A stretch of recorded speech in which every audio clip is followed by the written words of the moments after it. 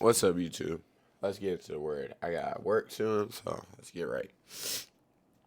So I'm finishing Jeremiah. It says on chapter 52, it says Zedekiah rebellion. Z- Zedekiah was 120 years old when he began to reign. He reigned 11 years in Jerusalem, and his mother's name was Hamuchel, and the daughter of Jeremiah of Lebanon. But he did that which was evil in his eyes of the Lord, according to all that Joachim had done. For though through the anger of the Lord it came to pass in Jerusalem and Judah, until he had cast them out of his presence, that Zedekiah rebelled against the king of Babylon. Jerusalem besieged by Babylon. And it came to pass in the 99th year of his reign, in the 10th month, in the 10th day of the month, that Nebuchadnezzar, king of Babylon, he and all his army against Jerusalem, pinched it against it, and built forts against it round about. So the city was besieged unto the 11th year of King Zedekiah. And in the 4th month, in the 9th day of the month, the famine was sore. That's 6. Yeah, all right. And then the speaker notes say the siege of Jerusalem with its horrible famine began in the 9th year of Zedekiah's reign. It persisted until July of 587 BC. Zedekiah's 11th year. The king and his warriors attempted to escape by the king's garden, but they were overtaken by Babylonians' army in the plains of Jericho. At Ribelon, the Babylonian king. Then it reads the city, so that there was no bread for the people. Then the city was broke up, and all the men of war fled and went forth out of the city between the way of the gates, between the two walls, which was by the king's garden. Now the Cheldeans were by the city round about, and they went by the way of the plain. But the army of the Cheldeans pursued after the king, and overtook Zedekiah in the plains of Jericho, and all his army was scattered from him. Then they took the king and carried him up unto the king of Babylon to Riblah in the land of Hamath, where he gave judgment upon him. And the king of Babylon slew the sons of Zedekiah before his eyes, and slew also the princes of Judah in Riblah. But he put out the eyes of Zedekiah, and the king of Babylon bound him in chains, and carried him to Babylon, and put him in prison till the day of his death. And now in the 5th month, in the 10th day of the month, which was the 19th year of Nebuchadnezzar, king of Babylon, came Nebuchadnezzar,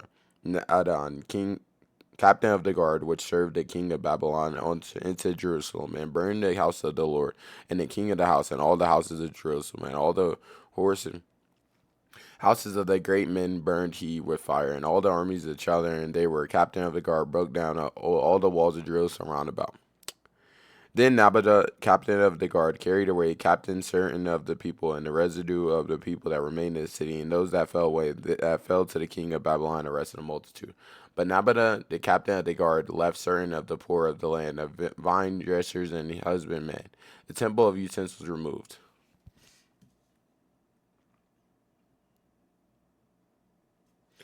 Also the pillars of brass, they were in the house of the Lord, and the bases, the brazen sea was in the house of the Lord. But the Trojans brake and carried all the brass of them to Babylon. The caldrons also, and the shoves, and the snowworth, and the spoons, and all the vessels of brass where they ministered, they took away. And the basins, the fire pans, the bowls, the caldrons, the candlesticks, the spoons, and the cups, that was in gold and gold, and that was of silver and silver, took the captains of the guard away. The two pillars, one season, 12 brazen, that were under the bases which King Solomon had made in the house of the Lord. The brass of all these vessels was without weight. And concerning the pillars, the height of one pillar was 18 cubits. A fillet of 12 cubits did compass it, and the thickness thereof was 4 figures. It was hollow, and it was a chipier of brass upon it, and the height of one chipier was 5 cubits, which network and pomegranates upon the chipiers all around of brass. The second pillar also, the pomegranates were like these unto these, and there were 96 pomegranates on each side, and all the pomegranates upon the neck were 100 around.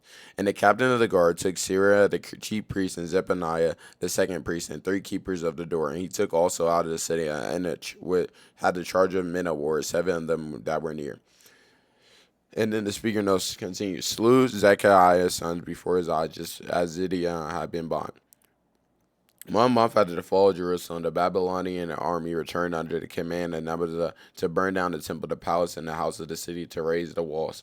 The vessels of the temple are listed one by one, as if it's prolonged the agony of the report, to note that all the most cherished items of the temple were dismantled. 74 priestly, royal, and military leaders were executed. These included the chiefs of Sereniah and Zephaniah the prince. Most leaders were exiled to Babylon. Why do these specific leaders were executed is not known. This was the last and third deportation. The first deportation in 606 BC involved Daniel and his other youths. The second deportation in 597 BC involved 10,000 persons, including Ezekiel. And then it says, King's person which was found in the city, and the principal scribe and of the host who mustered the people of the land, and they were found in the midst of the city. So Nebuchadnezzar, the captain of the guard, took them and brought them to the king of Babylon to it. The king of Babylon smote them, took them to death in a rebellion. Thus Judas carried away captive of his own land. This is a number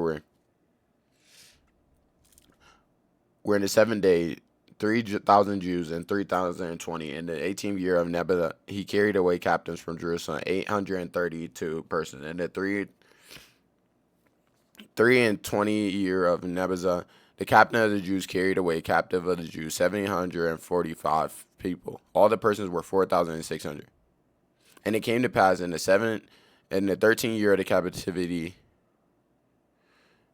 and they spoke kindly unto him, and set his throne above the throne of the kings that were with him in Babylon, and changed his prison to garments, and he did continuously eat bread before him all the days of his life. And for his diet there was continual diet given to him, the king of the Babylon, every day a portion until the day of his life, all the days of his life. And the takeaway for this is to trust in God with all your heart and believe in him, and to walk by his ways. I gotta go to work, so I love y'all. I appreciate y'all tuning in, and I hope y'all have a blessed one. Peace. Have a great day.